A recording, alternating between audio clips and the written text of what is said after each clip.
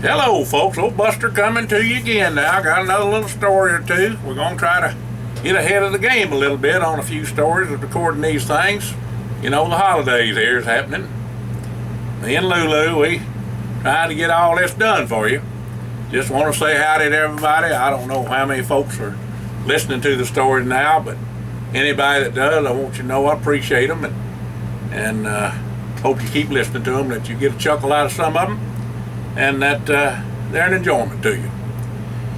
Well, we got several of them we're going to try to get done here today, and we're going to start with one called Lazy Days.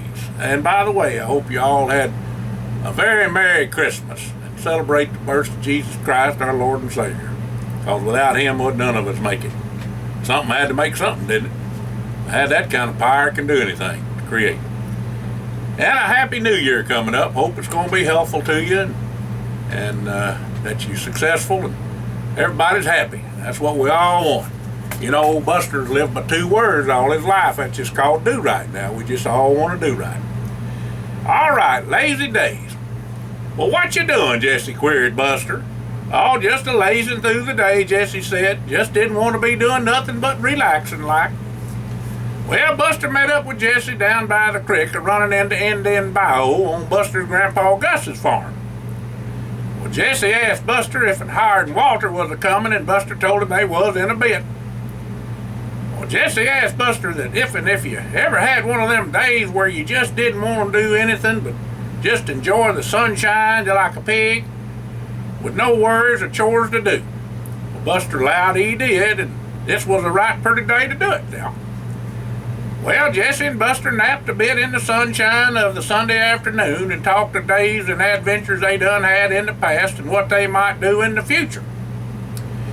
Well, Walter and Howard come on by about then and brung some victuals their maws put up for the boys and several sack lunches.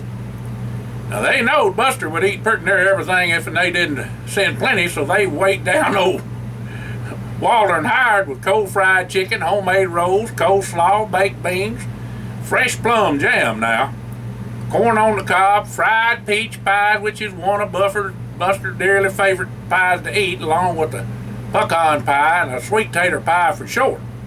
Had an apple pie and some roast pork sandwiches. Had some fried tater cakes, black-eyed peas, and some goulash to boot. Just a little bit of everything, like a buffet, they call it. Well, Buster started the fire when they got there, and the coals were just right for the homemade Polish sausages he brung from the house. Buster's grandpa put them up himself.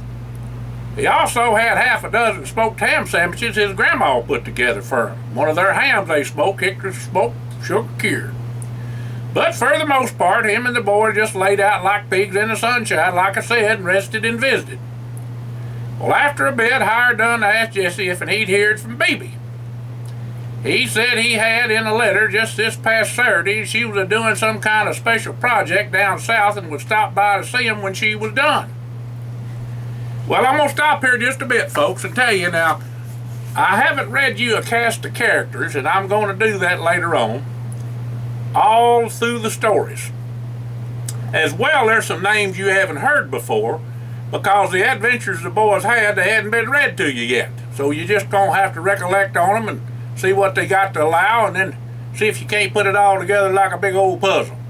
Now, I try to do that, but sometimes it don't work, so just bear with me on the names. Well, she wrote and told him, that's Bebe that is, that she was going to go back to school for some special training and would fill him in when she come. Well, Jesse said they was close but not 100% committed, but who knowed what would happen in the future. But she would always be right special to him no matter what. Said he was right partial to her, but they all knowed he had some things to do in his life that didn't include no wife, and at this time, he wouldn't know what to do with her if he got her. Well, Walter told them all some news he done found out about his and great-great-great-grandpa. Said Lou Ann's great-great-great-grandpa done shot and killed his grandpa there in New Mexico. Billy was up on the balcony when Sheriff Bob come out of the saloon there and shot him dead in a doornail. Walter allowed that's the reason none of the family was in the law business, because of Bob being killed and all. Now, ain't that a hoot, said Howard. Now, you ain't mad at Lou Ann now, are you, Walter? Walter said, heck no, she didn't shoot him. Well, all the boys just laughed at it, and I tell you. Well, you know who Billy was, don't you? That's Billy the Kid. Now, Walter had a way with the women, too, and it wasn't his and pheromones like Jesse. It was his and grinning and a talking that done it.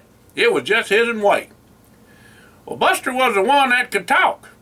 If you had a knowed him when he was littling, you would have never guessed old Buster was so shy as a youngin'. He ain't no more, that's for sure. Fact is, he riles up higher's natural devilment in him, and he is worser than Walter sometimes when it comes to being a trickster. Whilst they was a lollygagging round there, Buster throwed out an idea for 'em to build both a tree house and a cave in the bank of the creek so they'd have a place to relax on the creek. The swimming hole was there and fishing was good too, so why not? Frog gigging and hunting was done on the bayou, on one of Grandpa Gus's grandpa's rice fields, which he inherited that part of it, on the east side. Heck, they learned how to do so much in the explorers, and from their folks it'd be fun and a snap to get her done real quick like. Oh boy, to hear that back there old computer coming alive. Guess somebody wants to talk to us. Anyhow, Buster said he was going to build him an outhouse too. Walter said he'd better build the stew plenty stout as big as he was, or he might just fall on in. Well, Buster had the notion to use the bark they could strip off of the trees and binding material, and between their hatchets and knives they had all the tools they needed. Rough it like them fellers done in the movie reels. Well, whilst they was a-talking, Hired told the boys him and that Snow gal, that's Alma May, you know, was a-getting pretty cozy, but his pa said they was going to have to move off to Colorado for a few months next year, and he wasn't going to go to college till he come back. Well, his and Ma and Pa said he could stay behind with one of the boys if he wanted to, but it was up to him. Seems how his and Ma done spoke to the boys' balls at their quilting bee last week about it all, and all of them said it weren't no trouble if Hired wanted to stay with any of them. Reckon they all would chew on that for a while before a decision was made. I guess like Grandpa said, they'd take it to the couch. Well, Hired said maybe he could stay up there a while and back down here a while too. He said the boys could come backwards and farmers with him, and they could have some fun up in them there mountains and do some visiting with folks they needed to catch up with. Well, all the boys agreed life was a-changing fast, but they still had a little time before it all went in different directions. Growing up just wasn't as easy thing to do as you think sometime. As close as all of them was, the time was a-coming where they'd be separated, and that would be hard on each and every one of them. Kinda scary and sad at the same time, but finding out what was in store for them all was exciting too. Them boys had lots of adventures to get into now.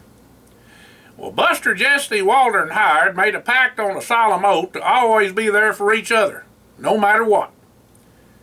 They all knowed when they married up and had young'uns of their own that life would be a different thing, and hopefully they could keep them bonds of brotherhood strong and intact no matter the distance.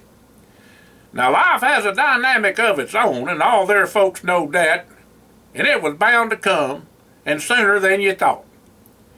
Well, Hired allowed that there was more adventures to come their way, but would probably just involve more folks like wives and young'uns and in-laws and new friends and whatnot. But never would a time come that it would take the place of their union, they all vowed. Well, just talking and a-thinking and relaxing with best friends was a blessing from the Lord for sure. Especially this here Sunday. It all was a-coming full circle. That was all well and good, but Buster told 'em, let's eat. Now, Buster loved to make fires, so he stoked the fire up and victuals was laid out. Whilst they was enjoying the afternoon, the wonder of nature showed her bounty. A mama mallard swam by with her ducklings, and an owl hooted way up in that white oak tree, and rabbits was a-scurrying about. The creek was a-playing its melody, a-trickling over the rocks and spilling over the beaver dam, and a covey of bobwhites was a-feeding out near the loading area for where the grain fell down there last fall when they was cutting it. Their call was always special to Buster, and a breeze rustling through the leaves was right peaceful like. It was a good day, they all allowed, and a blessing to be alive. Now, good raising by good folks for the boys set 'em up for life's journey. Being teenagers and almost grown men was the most exciting times of their lives, and they knowed there was more to come, but today it was just them, together, awaiting for a new day to dawn. You know, Buster was the only one that didn't really have no certain gal. He was a sparkin'. Oh, he went out with lots of them, but he just ain't got round to one that buttered his bread yet. I reckon that day would come soon enough. As you well know, Lulu come into his life later on. It was going to be a sight to see what all them boys done when they got out there on their own. Now, they all come into money, and that dang computer business Jesse put money in was a-doing right well. Something, M or something like that, MS, it was called. All the other business dealings was a-making money too, and the feller they hired to oversee it for them and their families was doing a bang-up job. Now, old McBrayer Whiskey was aces in the whiskey world, and Aunt Judith was still a-holding her own there. Now, Elizabeth Jane was another matter, though. That feller she wants to marry up with ain't a-going to be good for her, they don't think. The wedding was to be in June, and Mr. Hiram Holmes and Dalton flew over to England and took Aunt Judith with them for a talk to her. Well, Elizabeth Jane postponed the wedding for the next June till they had time to figure out which side that Freeman boy was on. Now, Elizabeth dearly loved that boy, but she knowed that Aunt Judith and Mr. Holmes wasn't going to lie to her none about him. Now, Mr. Holmes and Dalton said to let them get the skinny on him and just watch what he done for a spell, and then they would all have a confab face to face. Well, the next thing the boys wanted to do was to go see the folks they promised to visit on their trip traveling the country. They wasn't making plans to do that, but ain't set a date to go yet. Well, Buster had to devil Jesse a mite and said to him if and he remembered when they was in South America and when he first met BB and Cayenne at Harry's bar. Well, Jesse said, sure enough, why? Well, Buster said, a-grinning at Walter and Jesse, when them pheromones of yourn took a hold of BB, what was you thinking? Well, Jesse, he didn't rightly know, excepting he knowed he reckoned he needed to find a corn crib or a cornfield summers. He said he just didn't need no problems with women right then. Well, how was it when you first had to pucker up and smooch her, said Walter. Well, Walter done got into the swing of things now, and Hired was ready to join in too. Well, Jesse done turned redder than a beet and said it just kind of come natural like, but she done most of the leading in that department. Oh, that boy's a mess.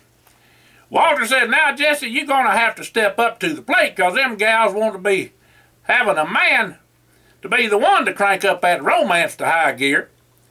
Well, Jesse said he just didn't have a chance because of his pheromones and all the gals he'd been with done everything. They just didn't give him a chance.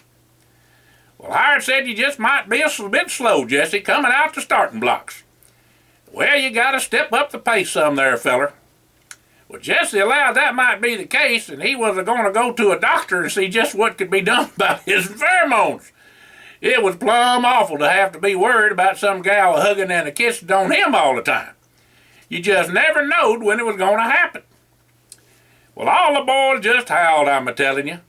This is one trick they pulled on Jesse that has lasted for so long it would have took to be truth. One of these days they have to fess up to Jesse to keep him from fretting so much. But till then, them pheromones was going to just keep on bringing the gals to him like flies to honey. Now, you know that all started with Buster funning him about that, but it come to find out, if you remember in one of the stories, that them chemistry boys at the University of Alabama done found out there's such a thing as them pheromones.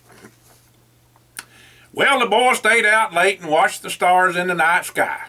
It was clear as a bell and they seed a shooting star or two. It was a grand time to be alive, and the boys took hands as brothers. Life was good. Y'all have a blessed day now. Old Buster just leaving you.